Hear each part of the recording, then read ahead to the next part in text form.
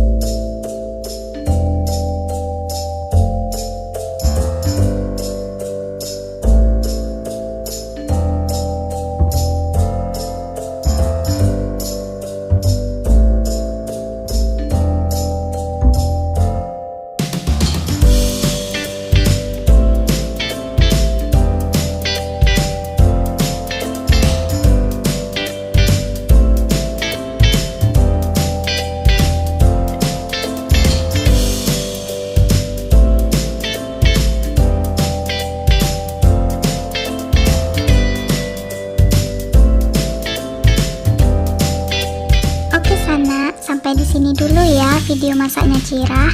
Semoga bermanfaat. Sanak jangan lupa like, komen, subscribe, dan aktifkan lonceng notifikasinya agar Sanak tidak ketinggalan di video selanjutnya. Terima kasih ya Sanak. Selamat mencoba. Assalamualaikum warahmatullahi wabarakatuh.